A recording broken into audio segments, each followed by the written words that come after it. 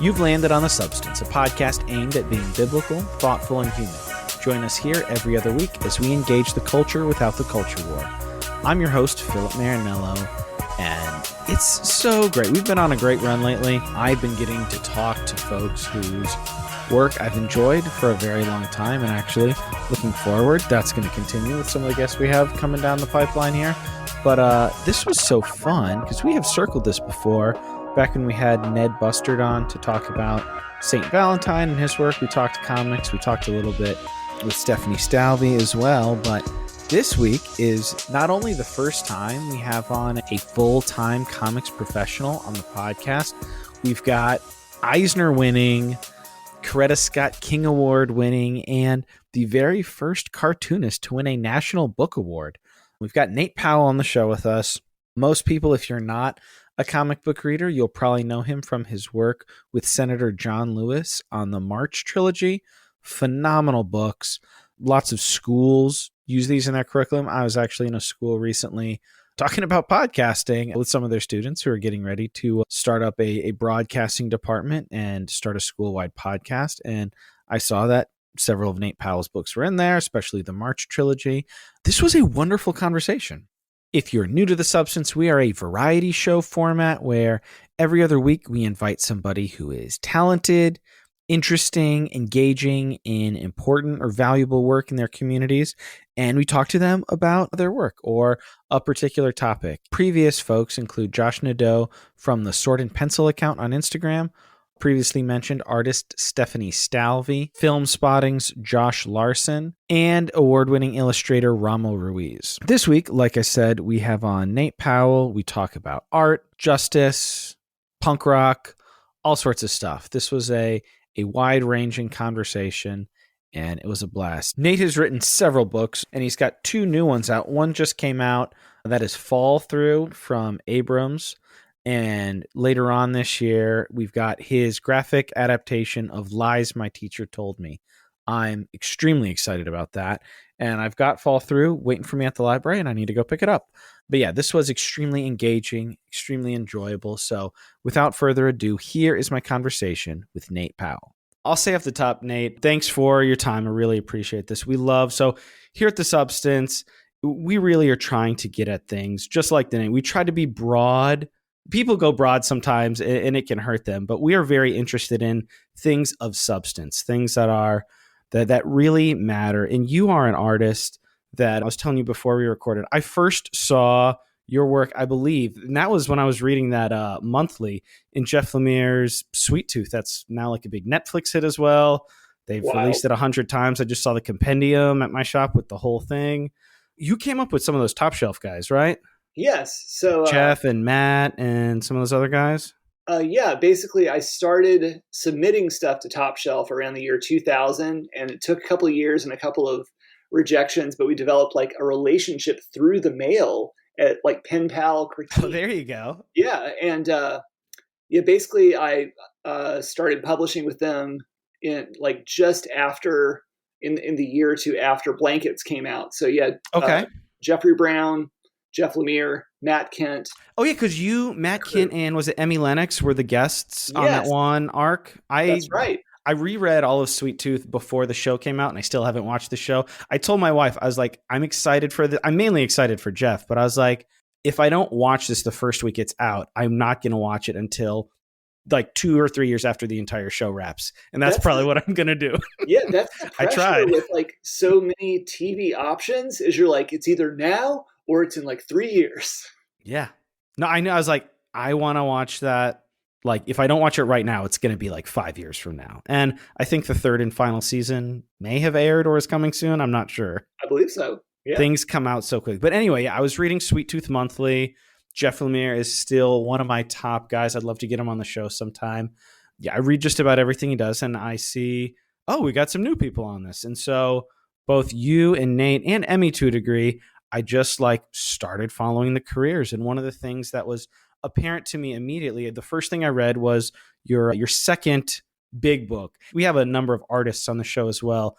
I'd love to briefly hear, what's it like for you to explode on the scene in the public eye in the period of 2 or 3 years? They're like, oh, wow, this guy's really like an upcoming star, but like in reality, you've been plugging away for quite some time. Like your first graphic novel, you were in a band and had a full-time job that probably took you quite a while to complete, I would imagine. It's true. And it's important to remember, I guess, like in the same way that there's so much invisible work on the leading edge of any long-term project.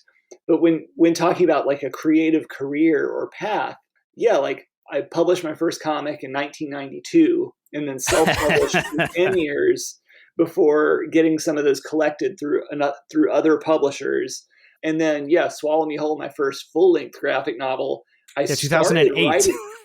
I started writing it late 2001 from a dream, and then started slowly drawing it in 2004. Never really had an expectation that other people would want to publish it or that people would read it or whatever. But it was just that it's always that sort of fundamental drive of like, this is a thing that I need to express.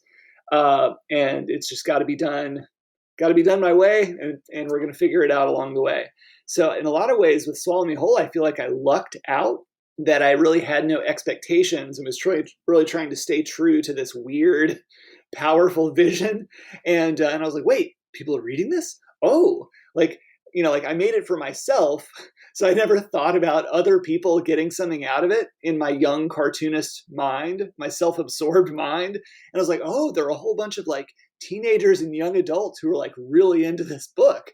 And that was sort of the first time I realized that I had a responsibility to think about the potential readership or scope or context by which people were getting any access to any of my work.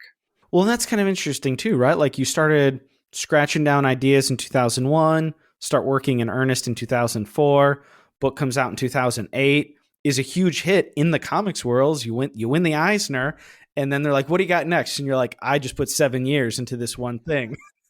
What do you mean? Like, but then you're on the treadmill.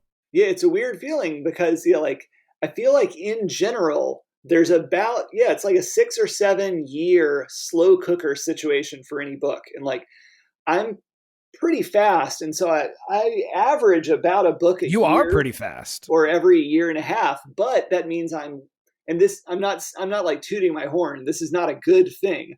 I'm always working on multiple books at once where things are at a different stage of development. And so for years, especially since finishing the March trilogy, I've tried a couple of different times to back away from that model. Like I feel like my creative life goal centers around just the peace and focus of having one book to do at a time. And it's just really hard, like to actually like reach escape velocity from just having to constantly grind on multiple ideas.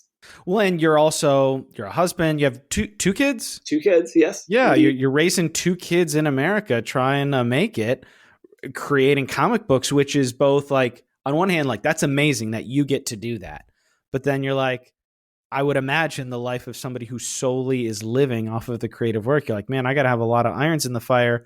So Silence of Our Friends came out in 2012. Yeah. That was a book that I loved. I mean, I still do. Like that was very impactful. And I was like, oh, he just drew this. So one of the things you've always had from earlier on in your public career is you have like your solo projects where you come up with the idea, write it, draw it all yourself. And then you've also, I mean, March, that's probably going to be your legacy, right? Like yes. you work very well with others. So you're not solely limited on only what you create. And I imagine that in some ways is helpful if you're like, okay, like you already have a pre-existing track to kind of run on when you're doing those books.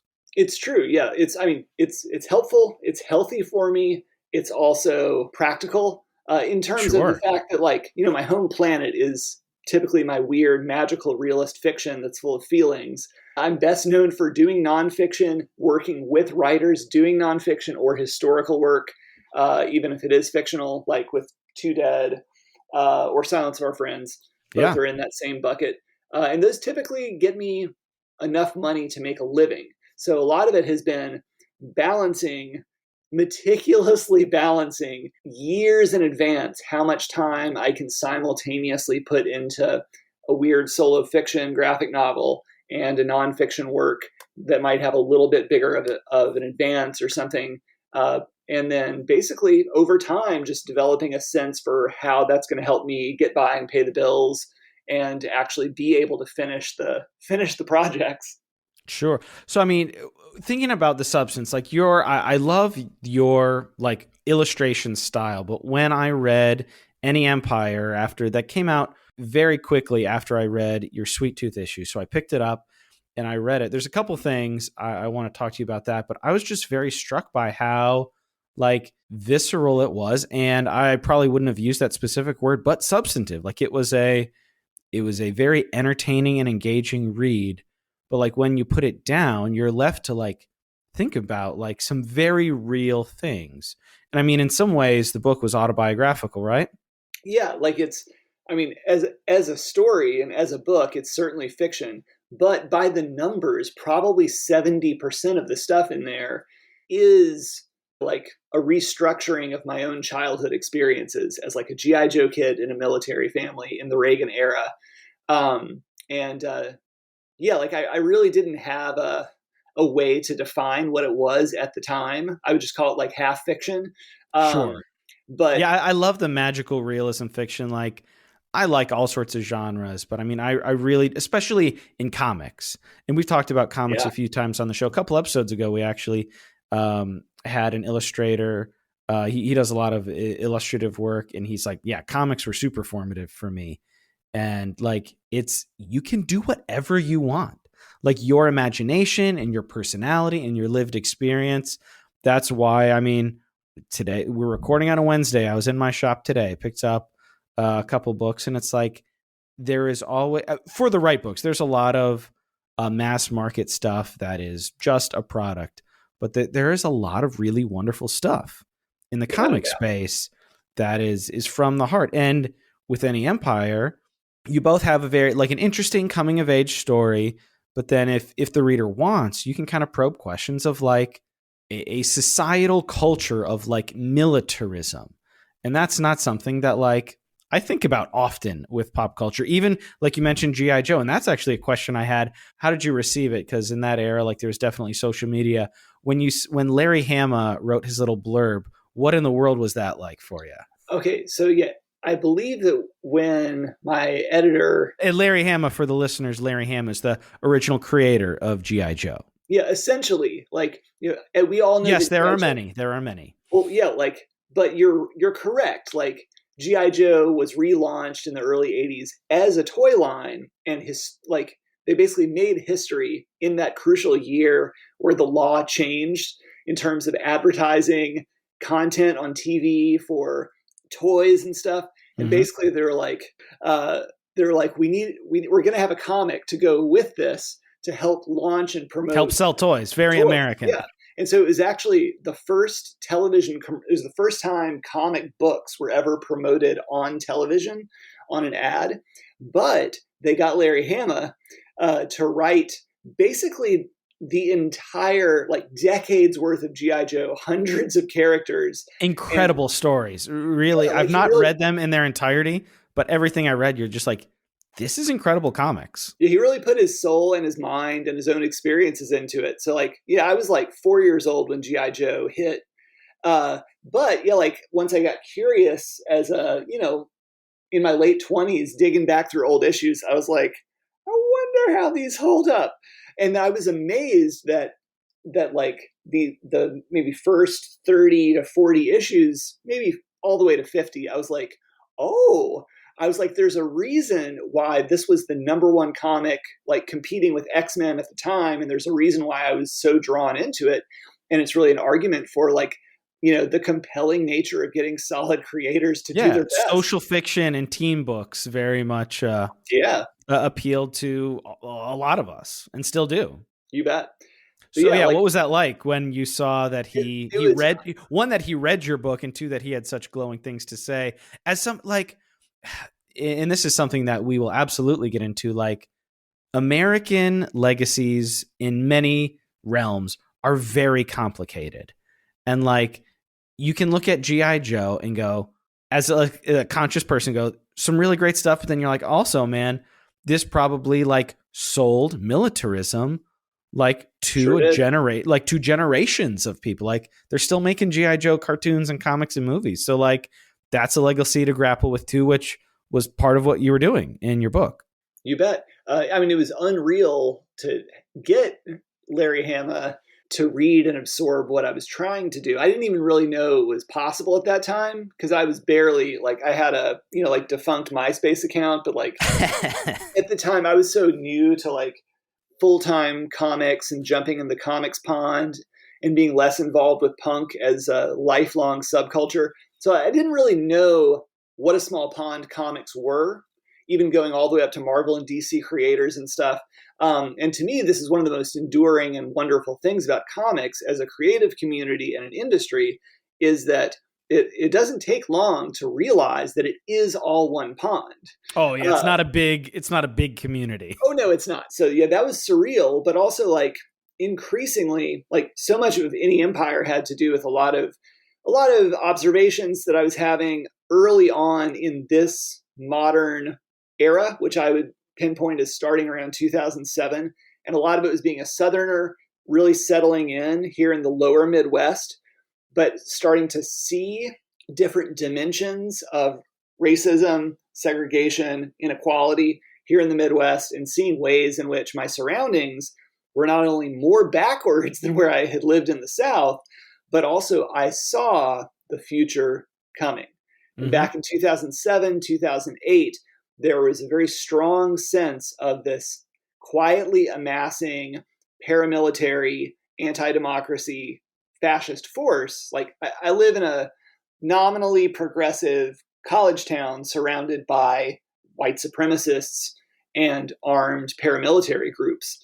That dynamic tension is America in microcosm. Oh yeah. But it's important to recognize that like a lot of what went into Any Empire was trying with with at the time more limited storytelling skills in terms of clarity and concreteness, but really trying to cast an alarm from the past into our present day.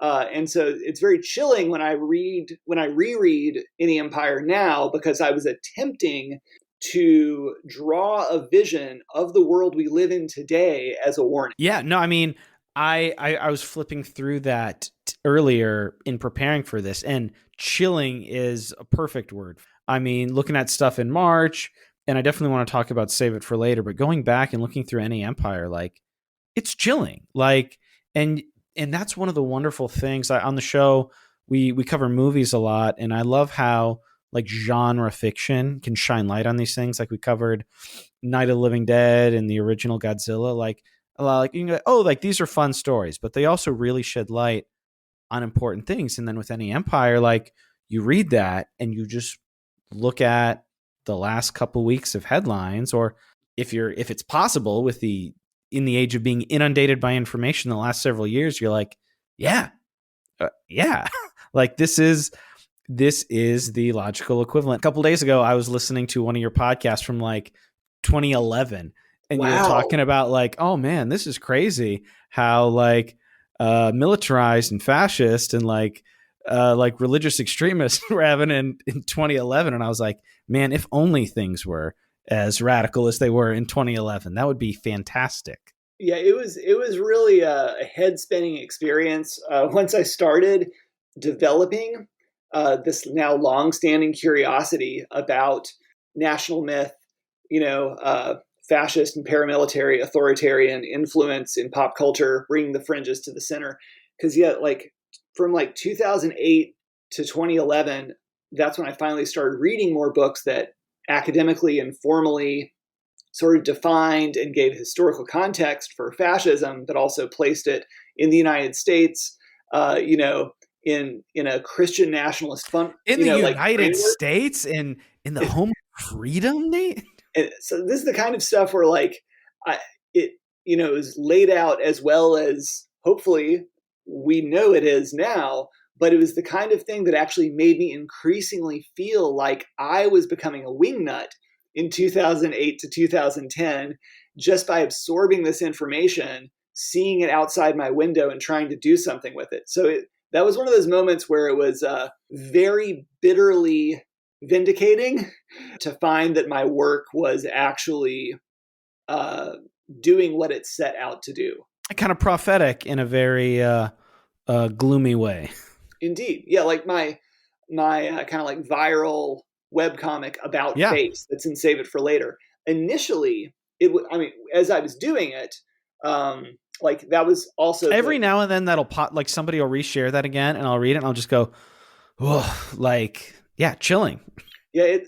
At the time, like when I made it, like when I was assembling my observations and researching, and when I drew it in 2018, I was working on Save It for Later as a separate book, and About Face was not yet seen by myself to be folded into it. Like it's now the central chapter of Save It for Later, but I was envisioning it as a natural kind of follow-up, a nonfiction follow-up to Any Empire. And like I was doing my best for to sure. loop it back to that. But I was also trying to keep it as short and sweet as I could. And it's just really wild that, I guess it's not unexpected, but also chilling that because of the necessity of spreading that information, that's my most read comic ever. It's more read than March. Wow. About like Face? Simply going by clicks. Sure. So wow. Take that with a grain of salt. But it's wild that it found a home way, way outside of comics. Well, I would imagine that, 2018, it would be popular, but then in 2020 on, I'm sure that it has garnered up, unfortunately, quite the number of clicks and eyeballs. You bet. So we're talking about, before we go forward with some of your work, we're talking about like the power of art and fiction to shine light on these things. I'd love to hear from you. I know you've talked about it in other mediums before, but for our audience, I'd love to hear you talk about what was the role of both X-Men comics and punk rock music in kind of like helping you form helping you develop social awareness. You bet. They really arrived as a 1-2 punch for me. So I was born in 1978. I was aware of X-Men, which set you up for like in real time having an incredible comic book reading experience. Oh, without a doubt. So yeah, like I came of age during the boom and bust of early 90s speculation and pouches. Like, yeah, I'm a pouch child. Well, I mean, even just those books in the 80s and 90s, just being able to read them month to month, like that must have been so exciting. Oh, it was. And even like in the 80s in Alabama as like a G.I. Joe Transformers kid, starting around right before the Mutant Massacre in X-Men, so like 1986, that's when I started noticing every issue's cover of X-Men. And I felt like there was this undercurrent where I knew that it was going to suck me in someday. But I didn't start reading X-Men until 1990. And yet the second I fell in with it, thanks to a couple of friends, I felt like I already knew the characters because I had been spending 4 years looking at these covers month by month. But that was also within like the same month. Started reading X-Men and got introduced to metal, but specifically like 80s thrash metal and speed metal. So this is like the era of the big four, like Metallica, Megadeth, Anthrax, Slayer. It was really like Megadeth, Rust in Peace, and all of Anthrax's music, like Cold War era thrash metal, not only with like its nuclear apocalyptic outlook, but in particular with Anthrax's like bold anti-racism. It's like seeing through the military-industrial complex, seeing through the farce of like late Soviet, Reagan era America dichotomies. Yeah, nationalism, basically. Yes, indeed. And also they were making songs about Judge Dredd and Stephen King books and possibly about X-Men Fall of the Mutants. But it was a wild time for me. And so like X-Men and thrash metal kind of got folded in together and became this really powerful lens by which my 12-year-old self was able to see racism, sexism, homophobia, xenophobia, nationalism in the world around me through the lens of fiction, through superheroes, through mutants, but also through this kind of supercharged, like heavy metal art infused auditory experience. That's so interesting thinking about how, like, when I was growing up, my parents let me, I mean, I grew up in a relatively conservative religious environment, but also my parents were people of the arts. So I got to get a lot more than many of my peers growing up in that world. And yeah, like getting to have those stories helped me just as, I mean, and I also grew up on the lower side of the economic spectrum. A lot of stuff just kind of helped prime me, just very providentially. And I'm so like thankful for it, for like, as I got older going like, oh yeah, like comic books, music, like life experience. Oh, like the world is not like the nationalistic myths and the Christian nationalist ethno state dream. Like when you come of age, you're like, oh yeah, it was very helpful in priming me for this. And it's interesting how with your work now, March is taught in schools around the country now. You're getting to be part of like the like national storytellers, like through like partnering with John Lewis, like you guys got like you have told it, you have a chapter in the American storybook with March. Like what in the world was that like? At the time, as we were getting everything assembled, John Lewis and Andrew had worked together for about 2 years before I came on board, working up a rough script for a single volume simply called March. Once we decided to work together, which was actually a very quick, very intuitive gut feeling that we worked well together. That's and we awesome. wanted to do this together. So we just, after about 2 weeks, just jumped into it. I know that Andrew and John Lewis knew that March was going to be a big book. And about a year before the first book came out, that's when we decided to divide it up into a trilogy, mostly just to make it less stressful for Andrew and I, not actually thinking about how, like, by dividing it up into a trilogy, not only could it grow organically as we discuss it while we make it, but the density, maturity of the reading experience actually gave it I'll go ahead and use the Harry Potter effect, because the term still has meaning that we understand.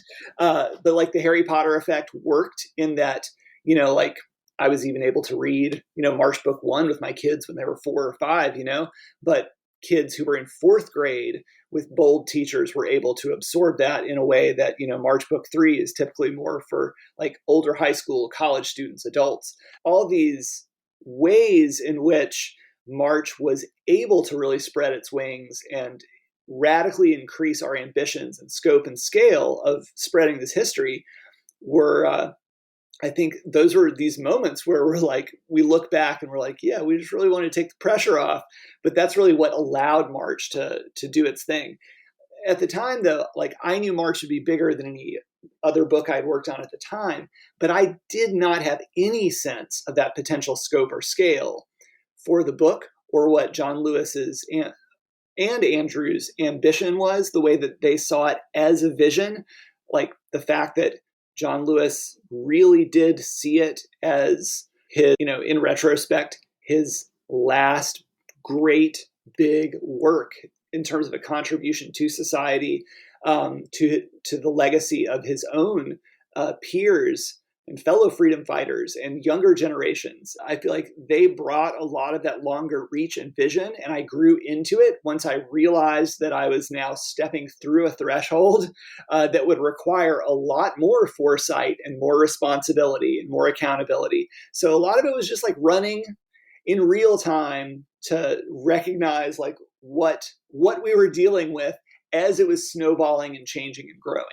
Book 1, you can give that one to just about anybody. Book 2 is a little bit longer, a little bit more nuanced. And then book 3, like you said, that's for older. But I mean, it's got to be incredible, like to see that kind of grow in real time. That just had to have been such a surreal experience. Like you go from going like, okay, like I get to work with Senator John Lewis. Like this book could have an impact. But then like you're winning Eisner Awards, you're winning humanitarian awards, the Coretta Scott King Award, stuff like that, and going like, oh, this is taught in schools. Like this is a real thing. This is going to like form generations of people.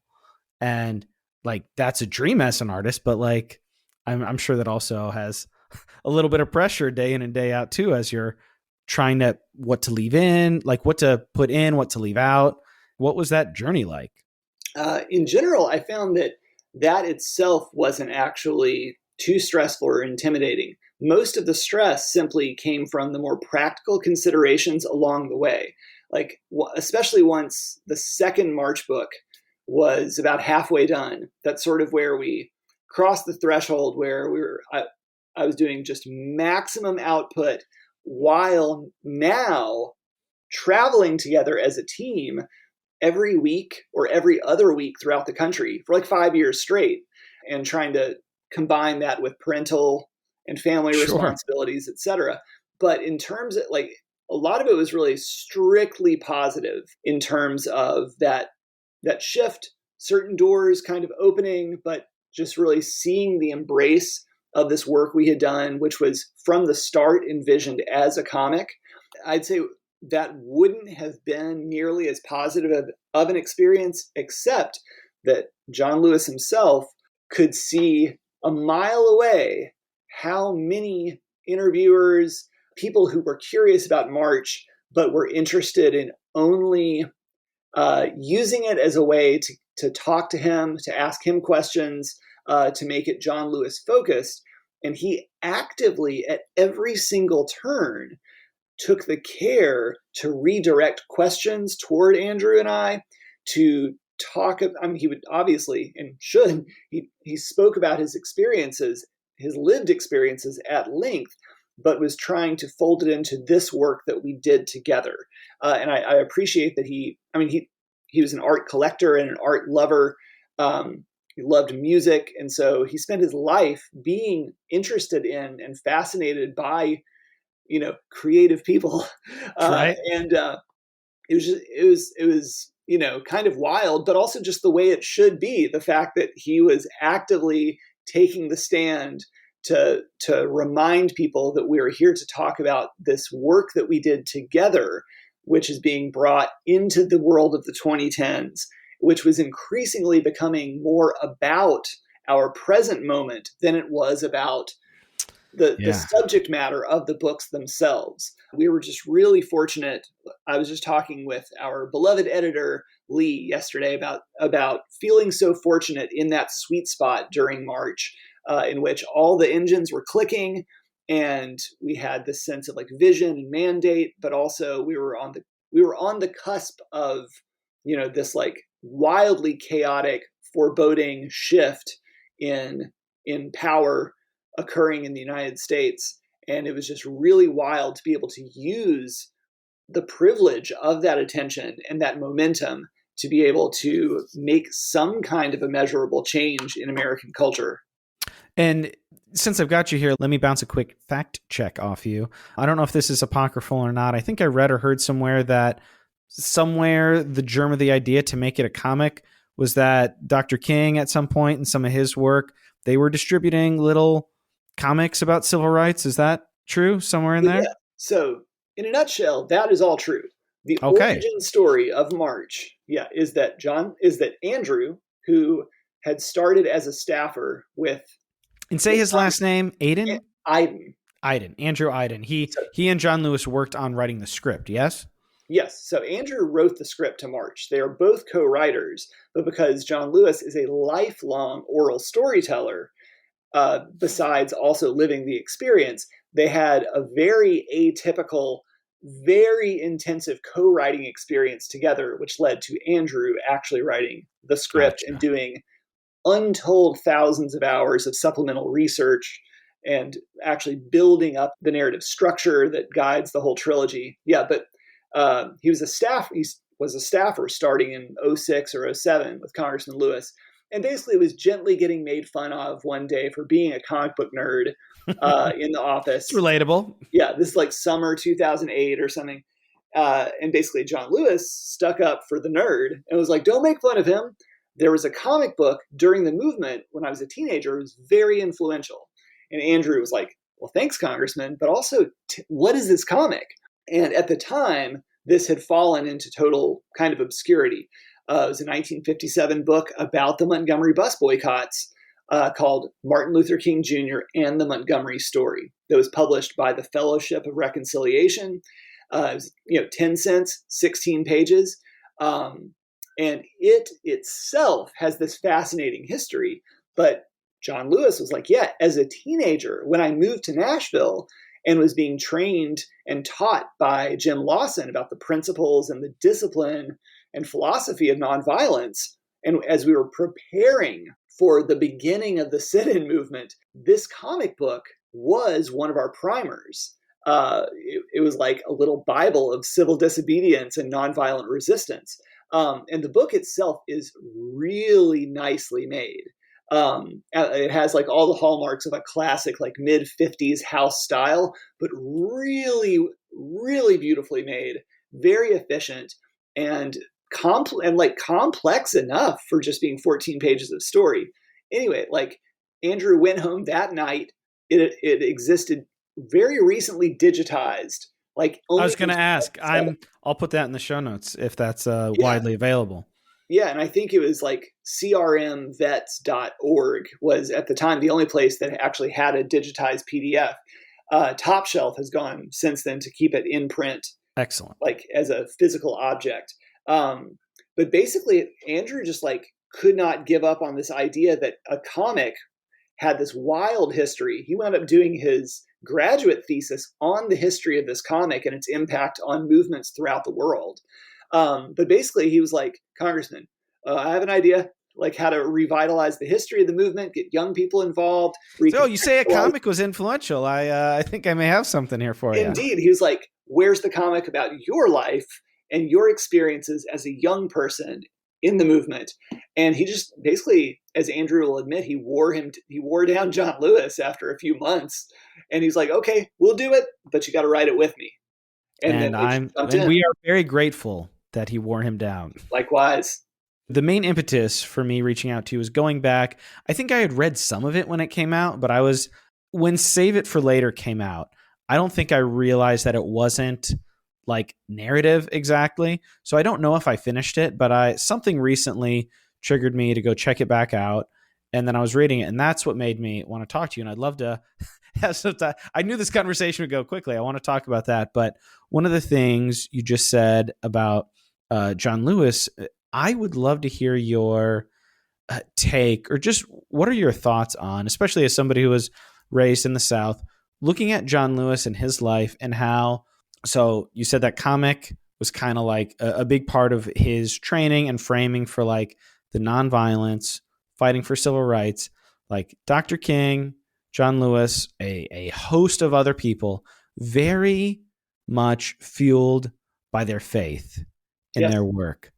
And then on the other spectrum, you have people ostensibly, perhaps because of how they interpret their faith, being in diametric opposition. Like how do you reconcile that or view that, or your time with him being he seems like a very wonderful man every time I heard him speak, reading the book. Like what was his take on it? What was your take? Like what were those conversations like? Yeah. Well, I mean, in general, he had spent his entire life having to deal with, white Christians who utilized their interpretation of faith to oppress their neighbors and to oppress, so many people around them. This was not, this was not something that was an emergence during the 21st century. Certainly it's not a new thing. Yeah. And so Andrew would always put this in Battlestar Galactica terms. Okay. This has all happened before. This will all happen again. Yeah. But that's John Solomon. Lewis, there's nothing new under the sun. Yeah, exactly. John Lewis would always sort of bring back, be like, I've seen this before. We've managed to slog through this. We've managed to move forward as a society. We will not be going back. But he would always be very plain that none of this on its face was particularly unexpected or shocking. However, increasingly towards the end of his life, he would be a little more candid in terms of dysfunction in Congress being actually worse than he had ever seen it in his life, in terms of the return of blatant kind of violent, terroristic, threatening, and fascist undertones or overtones to mainstream political rhetoric, reminding him much more of his youth in the 50s and 60s in the American South.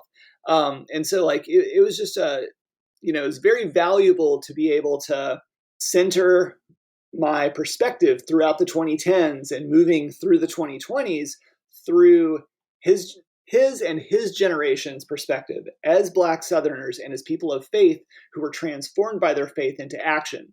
But also, so for me, so much of March and so much of Save It for Later is about intergenerational reckoning. And for that, much of my fiction is too.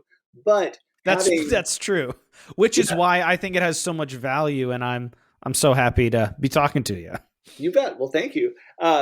Like being raised by, like fairly cool, fairly concerned, moderate, liberal, white baby boomer Southerners, it's important to recognize that, this actually ties all the way into Lies My Teacher Told Me, recognizing that there was an intergenerational block on reckoning with so much of the sense of continuity for me as a child in the 80s between being taught basic stuff about the civil rights movement in towns where I lived, places I could see, places I had visited, hearing my parents' own experiences, but always sort of having a caveat, a little bit of an obstacle that was like, oh, right, but this is not that. That was another time. Don't try to connect the present day with the past, which actually would be like 15 or 20 years in the past.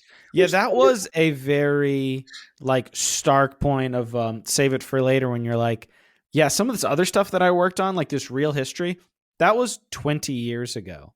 Some of you had a scene where you drive by like a public cross-burning Klan rally and your parents kind of age appropriately give you a little bit, and then you reflect back on it and go, oh yeah, 20 years prior, these are the same people. These are the exact same like human beings doing what they did in the 60s, now doing this in the 80s. Literally the same people involved in attacking the Freedom Riders bus outside of Anniston, Alabama in 1961.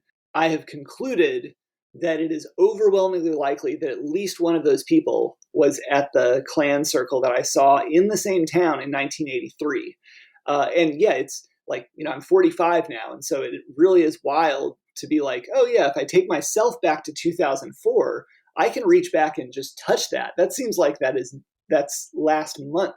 And increasingly that kind of like telescoping and condensing of time, it's a very natural thing, but I think it's an incredibly valuable thing as far as demythologizing the abstract, untouchable nature of past events, especially as we are reaping the most bitter fruits of that past. And we've had several pastors, authors, activists engaged in social justice talk about these things. And we've talked about this multiple times where it's like people think of Dr. King and Malcolm X as like these historic figures. And like, no, there's videos on YouTube of like full speeches and lectures. Like these men did not live 100 years ago. Like there are people alive. Like John Lewis passed. He was not extremely old. He passed 4 years ago, and he was contemporaries with these people. There are people who like are alive today who saw these things firsthand. And like we like to think of, oh, that bad stuff, that was a long time ago, which is why, I mean, an early plug for your upcoming book, Lies My Teacher Told Me, like the American myth is something that you see today, like the last probably 5 years, especially like people raging against, like, we need to tell the truth versus like whitewash it. Like, I don't want to hear about it. I don't want to see about it. Like, I don't want to be confronted with like just reality. And the fact of the matter is, if we're going to move forward, which is to bring it back to Save It for Later, what I love so much about that is just the hope. And I'd love to hear specifically, a lot of our audience, like I'm in my mid 30s. A lot of our audience is like late 20s to the 30s, and forming our children in these things in age appropriate ways is something that I think about a lot, but that we've talked about before on the show. Your book brought me to tears a number of times, just trying the stumbles and the fumbles and the successes, like the part where I think it was probably your older daughter talked about like standing up in class, like for the kids who can't do it for themselves as easily. Like that's what we want. But like, what have you learned in a nutshell? Like, we don't want to inundate, like our brains are kind of broken with social media and these like 10-second things that are like, we have too much information. We can't shoulder the entire, like all the atrocities in the world. We don't want to be ignorant to it, but like we're not responsible for fixing everything, but we want to be aware and making progress wherever we can. So what are some bullet point thoughts as far as raising the next generation of resistors and like people who are loving their neighbor and making the world a better place? Well, yeah, I mean, importantly, this really is where, it's been encouraging now to be old enough that I'm like technically middle-aged. But like over this past decade to recognize as a dad that like, oh, there are already things, and by already, I mean like 6 or 7 years ago, there are already things that I'm out of touch about or that I'm a dinosaur about. Yep. And so even for a young kid, pointing out something that doesn't add up or being more idealistic than those were the moments where I felt it was really important for me to be like, oh, like one of the main takeaways here is like, no matter how cool you think you are, you have to, like, it's really, to me, it's about being vulnerable to being wrong or recognizing where you're out of touch, and mostly just like be ready to shut up. Be ready to shut up and listen, even if it's a very young person who, like, we say this kind of stuff all the time, but it's actually true. They have a much more clear moral compass than we do. Sure. Because they're not bogged down by the intricacies of reality. But it's important to listen to that clarity to kind of recenter our values in terms of, I mean, even in the practical sense, what we want and need to spend energy on. That was a big thing, but also just the fact that like kids are going to ask questions. Kids are going to notice all this stuff, even if they have a hard time articulating it. So as adults of any age, whether or not you have kids, like if you have young people in your life, your responsibility is to be listening when when a young person actually asks any of these questions. And it's okay to not know the best answer or a correct answer.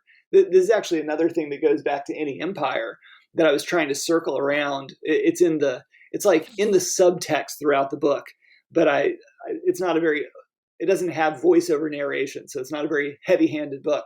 Was the fact that people are afraid to say, I don't know, as a legitimate answer. And I actually think that's the source of a lot of problems with people doubling down and people embracing increasingly like increasing ecospheres of ideology tied into information, is the inability to either hold, two things that are contradictory as both being true, or the reluctance to say, I don't know the answer. And I think it's really important. And that's something that is underlined to me every single day as a parent. Yeah, no, we've talked about that a ton on the show. Like, nuance is so important. And sometimes, understandably, people who cling to certainty do so much more damage because you can't just be humble and say, oh, I never thought of that. Or, oh, I'm not quite sure how that works. But if you're like, no, I need like a dogmatic, like my identity and my security depends on me knowing the answers, then you kind of get to, I feel like in my view, there are a few extremely malicious, purely evil people out there fueling some awful things.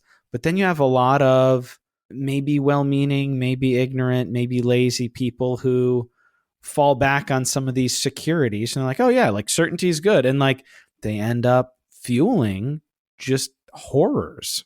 Without a doubt. That's part of the banality of evil, like to use the phrase. It's built upon a falling back into a safe space, which is really a place of privilege, but it's a place that goes with the assumption that you won't be directly affected by the thing that has just troubled you. And so it's okay to just kind of go back into your corner.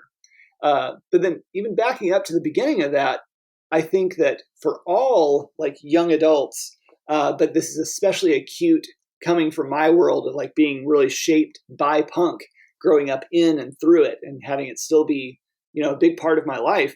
Is that, like nobody's more dogmatic and idealistic than like a 22-year-old. Exactly. Yeah. Like an 18-year-old, 20-year-old, like punk singer. Sure. Yeah. And like there's not necessarily anything wrong with that, because part of it is this dynamic tension amongst you and your friends and the rest of the community, recognizing and knowing that that's the case and trying to counteract it. But you're also like policing each other and all this. So like a lot which is like 100-fold now with social media. Oh, without a doubt, man. I'm so glad I'm not a young adult during this era. But like with Fall Through, which is fiction and has like, there's bootleg magic and all this stuff. It still revolves around that tension of being pulled along by the ideals which like really fuel punk, and particularly my generation of hardcore punk. But then people's individual lives separately kind of like reaching their own kind of center, their own pulls of gravity that eventually require a different level of attention. That sort of breaking up of a band as a result of real life pulling away at the fabric of the ideals that might have held a group or a band or a set of friends together. But I mean, yes, so much of like the actual drama as well as the melodrama within punk, culturally speaking, has to do with that dynamic tension involving ideals. And so much of it really is just basically growing up. How are we going to be adults in the world? That's really all it is. It's just wrapped up in a sense of self-righteousness because we figured out how to do a whole bunch of stuff ourselves, which is amazing. But part of the problem is being like, yeah, but that's not even necessarily that unique. Like, it's awesome that it exists in this way in this community. But like when I became less involved with punk as a subculture and more involved with comics, I very quickly, people care about stuff here too. Weird. Yeah, I thought I was the only one. I was like, the DIY ethic is the same. Like social and political concerns are the same. The way that this microcosm as an industry finds a balance as a creative community and as a group of friends, it's all the same stuff.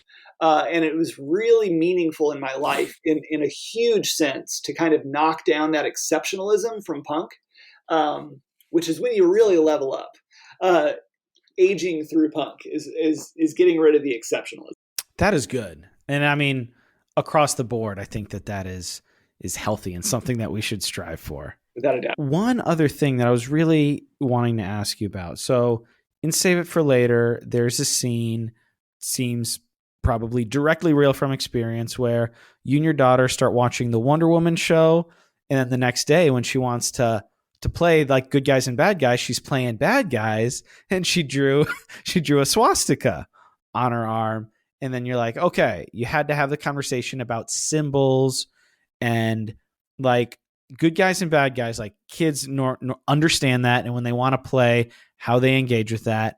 And then combine that scene with later, you had a scene talking about, hey, like some of us may want to distance ourselves from people who are problematic or like in the banality of evil. But there's a scene where like you talking with one of your neighbors somewhere, and you made incremental progress. Oh, right. So talk to me about the tension between, there are some things that are just bad. That is categorically bad. If you see somebody engaging this, like that is categorically bad. And also like there's hope, like there's redemption for people. And we want to engage with ideas to hopefully bring some of these folks into the light. Like just the tension there, both yourself as a parent, but also a lot of our audience is also parents trying to raise children. Like we want to be clear, like evil is evil and we don't want any part of it. And these people engaged in it, like they shouldn't be, but also they are human and there is hope for them too. Like talk to me about that dichotomy. Yeah. For me, a lot of this is my own intergenerational reckoning, with Southern white baby boomer parents, where they're, as part of the lost cause myth, which, really extends all the way to the present day, with my parents' generation being raised through that kind of lost cause uh, mythology. And a lot of it had to do with fundamentally seeing historically, with my parents' generation and before, seeing a lack of any real ideological division between the North and the South in terms of leading into and through and after the Civil War. And actually, in Lies My Teacher Told Me, James Lewin lays out very clearly the historical precedent by which this was approached as a theory which allowed, in the 1870s and 1880s, allowed white supremacy to reassert its hold, to reunite America by reoppressing a large swath of people. And the myth is so powerful that it's really heavily embedded, the notion that your racist white neighbor may be mighty racist, but they're fundamentally either like, like this came out in different ways for me, even outside of the South, this notion that, for example, like you see like, and this is prior to the modern post 2007 era, but this notion that like you see young, like Nazi skinheads, that you should primarily approach them in your head in good faith, that they're probably confused, mixed up, they got sorted into something wrong. I received a great wake-up call on my first European tour with my band back in 2002, and we had 3 days of dealing with actual German Nazis. It's a long, wild story, but so much of it had to do in each of these 3 stops, kind of like waiting and having our German hosts or our driver or our tour manager or somebody just kind of like seeing what their approach was to any situation, and kind of navigating that and balancing it with this rapidly crumbling internalized kind of Generation X kid approach that like, yes, so these a-holes also are probably fundamentally just like mixed up, misunderstood or whatever. And then it would take out like our driver, who was a little person and was also queer, and very immediately was seeing like the danger signs happening in certain venues we were in. And as we were trying to deliver these platitudes, once we did make it out of there and we were back on the road, she would stop us and be like, you can say that kind of stuff all you want with your mixed up American teens, but she's like, this is Germany and these are Nazis. And that was the end of the discussion. And that was something that would really like change my life, and recognizing that like there's something about the eternal obsession with reconciliation, the obsession with redemption narratives, especially for racist, violent white Americans, that allowed the 2010s to happen, which allowed us to live here at the precipice. Yeah, which allowed 2016 and 2020 to happen. Yeah. And so like, I think as a parent, my main takeaway from that is recognizing that, yes, there are very clear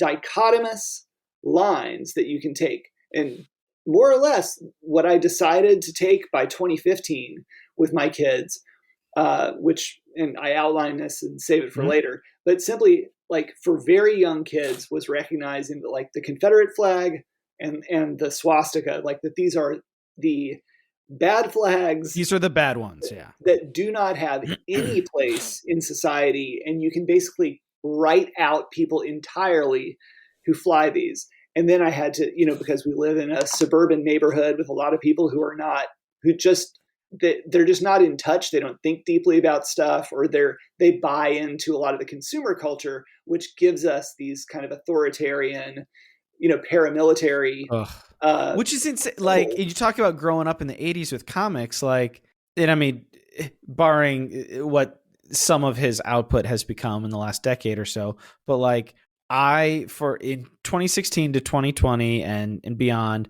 like almost not a week goes by without me going like, we're living like in a Frank Miller comic in the 80s, like right now, like, especially when we had the last guy who was the president and he'd say the things he'd say.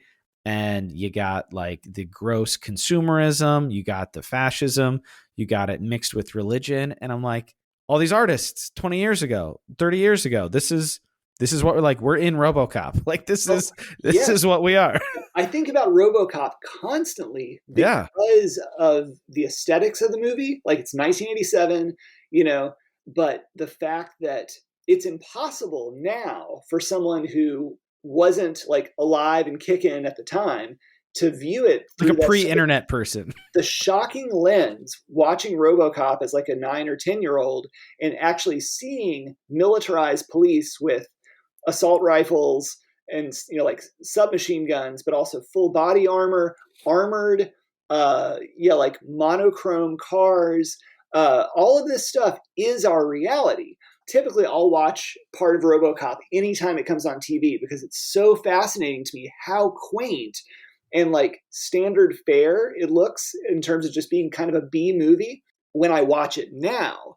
And yet it was intended and crafted as this shocking dystopian hellscape that was almost unimaginable in 1987. Oh, yeah. And yet was accurately, just like Starship Troopers, was accurately pointing towards the path in which it was entirely normalized.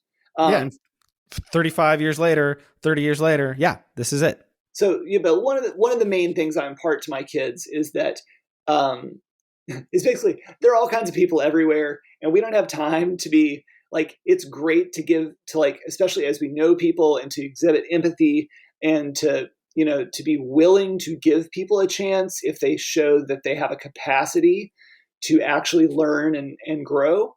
But we no longer have a responsibility to preemptively extend that gesture of good faith for people who by now we have very clear signs are not interested in that kind of growth.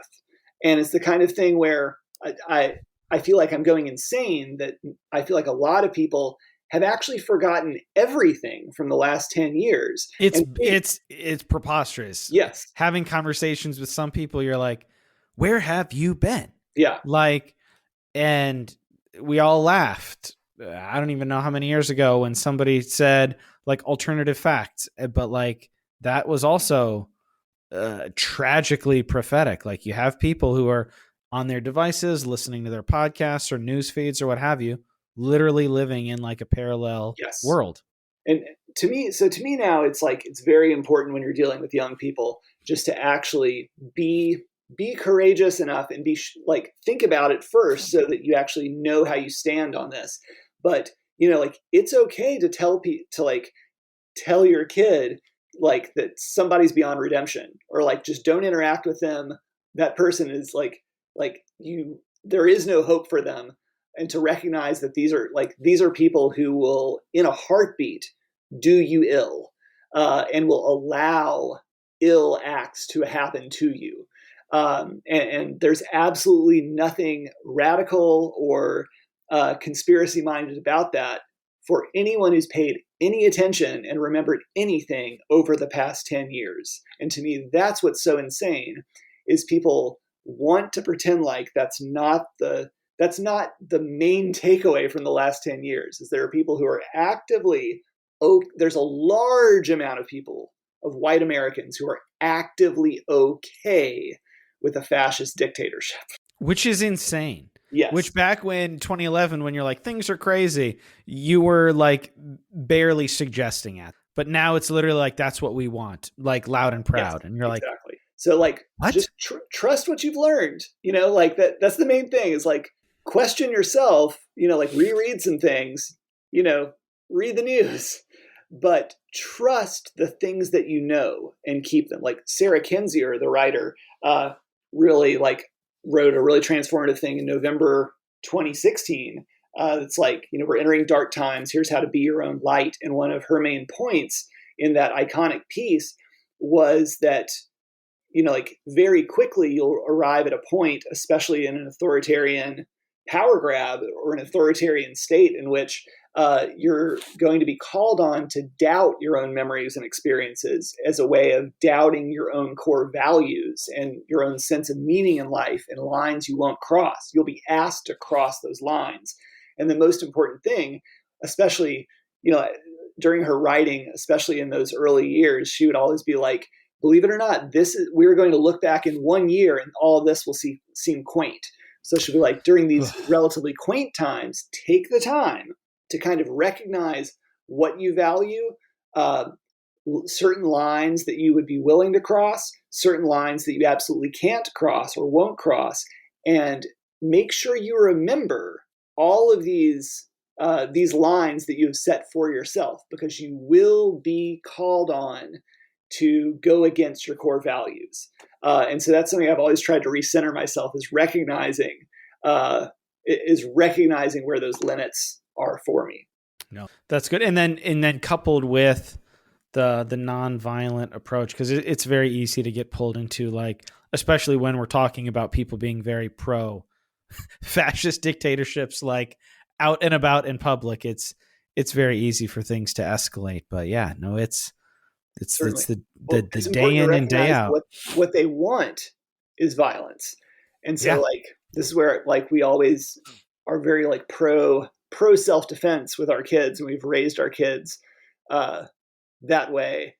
But at the same time, it's important to always underline that, particularly in terms of like, the equivalent of any kind of shock troop or brown shirt, any boogalooers or whatever, what they want is an acceleration of violence. And so that they can live out their violent fantasies. Right. It's a part of the structure of this fascist plan. And so it's very important to, whether it's picking your battles or whether it's like kind of rationalizing what the outcome is going to be of anything you do, very infrequently is escalation to violence going to be something that's worth it. For me, the main exception is that I'm a really strong supporter of direct anti-fascist action. And so like, for me, I think like supporting Antifa activism is really crucial, especially when you see how quickly white supremacists and these fascists fold when they are directly confronted by physical resistance in the streets. I think it's really important that people recognize that it is a fallacy, this like outdated idea that if you ignore fascists, that they will parade down an empty street and they won't get attention and they'll go away. It's all attention, no matter what it is. So we now have an obligation, like you have to assess your personal level of risk and what you're willing and able and capable of doing. But it's important that if you're able to physically show up to resist against these forces, that you do it. Yeah, because I mean, I've seen it here in small amounts, but you see it on the news. I've seen friends who live in different cities and areas where there's more. It's like, no, these people are on our streets right now, just parading, and maybe one or two people are going up to them, and that's very important. And that's the like recognizing that none of this is like an all or nothing binary thing. It's like, if you don't have it in you to do martial arts training and get body armor and actually get fighting, that's okay. It's equally important that you show up as in a defensive capacity to keep other more vulnerable people safe, even recognizing that you may take a hit. And even beyond that, it's important to continue showing up to be one of those people who might even need some defending. But this is where like everyone has a role to play, and it only does fascists good to put it in this dichotomy of like, the second one person becomes violent, we're no better than them. That's not true. Well, hey, Nate, I've really appreciated this. I've appreciated your work for a long time. I'm very excited for my copy of Fall Through to come through here at the library, but also Lies, my teacher, told me I'm very excited to check that out as well. I'll be putting links for all of that in the show notes. And now it's time for substance shout outs. I would love to hear with the workspace for folks looking at the video, supporters, what have you. You've got a lot of media back there. What are you reading? What are you listening to? What are you watching that has been either just a nice relief from the hellscape, or that has challenged you, or that you found particularly moving that you'd like to put on people's radar? As far as what I've been reading, in the last year and a half or 2 years, I've fallen way, way, way back into X-Men after 25 years away. So, like I've probably read 15,000 pages of X-Men since then. It's definitely still my home planet. Also, very interesting and valuable books. I've recently started reading this book, Holy Food, which is basically a history of the ways in which religious movements in America, both super mainstream and super cult movements, have influenced American culture through food, and basically meaning like through religious laws, through cult rules, through the practical considerations of being in a certain time and place, the way that changed the way certain groups of people ate in a faith-based way. Fascinating book. Interesting. Also recently, by, I think, Matthew Delmont, read Half American, a fantastic book that is centered around the experiences of Black Americans who participated on the front lines and in the war industry in World War II, and how this set the stage for the civil rights movement, but also the outsized white supremacist backlash they experienced in the United States and throughout the armed forces, and how that transformed their own experience of what,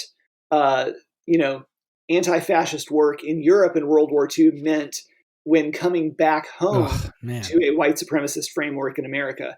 An absolutely fascinating book, and having read a ton of civil rights history books in the last 15 years, 95% of the information I didn't know about. Musically, I've been listening to a lot of just like ambient electronic and vaporwave stuff while working on my books. So like the number one musician I listen to right now is OK Akumi. I think he's a dude from Salt Lake City. And he has one of my favorite albums of all time. It's called Alpine Sequences. But also Hammered Hulls, which is like, fantastic kind of hardcore punk band from the Washington, D.C. area. Sounds like it. I'm not familiar, but that sounds like that kind of band. And had just really been a breath of life into me. And I guess the only real shout out I'll give on for TV watching is that my life is saved every time there's a new season of Love on the Spectrum.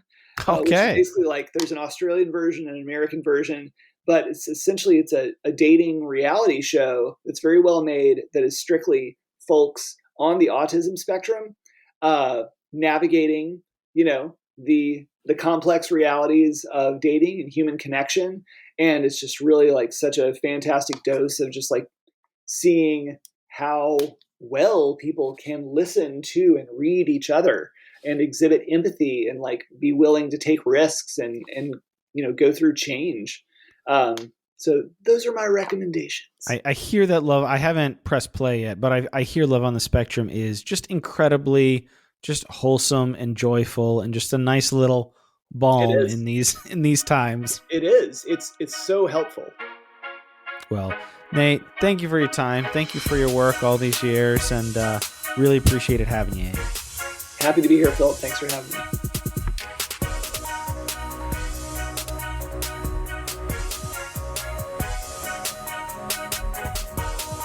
So there you have it. That was my conversation with Nate Powell. Had such a great time talking with him. Check out his work, purchase it wherever you buy books. You can also go on his website. For some of them, not marked up at all. Some are only very slightly marked up. You can buy all of his books signed. I'll be sure to include a link for that in the show notes. And be sure to keep an eye on the social media for some potential giveaways there as well for Nate's work. If you're a fan of the show, if you like it, two best ways to support the show are to give us a rating and review. If you're on Spotify, hit that 5-star button. If you're on iTunes, we ask that you take 30 to 60 seconds. Give us a 5-star rating and write a sentence or two about what you like. It helps other people find the show. And if you want to be a part of the show and what we're doing, you can find us on Patreon at patreon.com/thesubstancepod, where for as little as $3 a month, you can join the team. You can have a say in future shows. You get early and exclusive video content of the show. And you can and we are brainstorming currently about other incentives as well. So you can find that there. Or if monthly support isn't your bag and you'd still like to, hey, I want to give them $5, $10, $20, whatever. Yeah, $2. You can do that on Cash App at $the Substance Pod. Every little bit helps. And as we make our plans for the year and look at things we want to do, that is always a helpful thing. So those are the two ways to financially support the show, and we appreciate every single person that does that. Next on The Substance, very excited to announce that we'll be going back to substantive cinema, covering the classic Western, The Man Who Shot Liberty Valance. Actually, for you patrons, got the brand new re-release of the Paramount Blu-ray, and it rocks. Show you here on the video. I'm going to be joined by Elliot Cohen from the Boutique Blu-ray YouTube channel. He's somebody I found during COVID. I was looking for videos on the Criterion Collection. Actually, I think it was Criterion Collection hauls, and he had some really good videos, and so I've been watching them for a few years now. And we've been going back and forth for the last few months talking about, hey, like what would be a good movie? So we decided on this. We already have had that conversation. It's fantastic. And if you're in the US, The Man Who Shot Liberty Valance should be streaming on Prime, or you can get the Blu-ray. It's a great movie. Elliot was fantastic to talk to. So that'll be coming up next time on the show. So if you want to watch ahead, that's where you can do it. And I've been your host, Philip Marinello, and we hope to see you back next time on The Substance. I thought it was cool. I did know this a little bit about you, but on your initial Google page, it says comic book artist and musician. So the musician is still on your tagline. Still floating around there. It's still true. Are you actively making music still? No, but last year, half of my main band, Sukunen Squad, half of our members reunited to play an 8-minute set covering another beloved Little Rock band's songs. So I did play bass and yell for a solid 8 minutes. For the first time since 2010, and that ruled. There you go. That's probably like a nice amount of time to dip your toe back into that too. Oh, it's perfect. Yeah, and I practiced for like 8 months to play for the 8 minutes. There you go. I'm a little bit younger than you, but I'm all the things that I used to do when I was like 20. I'm feeling it now, and I'm like, I can only do some of these things for so long. It's really wild what you discover, whether it's physically or psychologically, or just time and priority-wise. Yeah, it's energy and prior commitments. Yeah, and you're like, well, that's just not even a possibility.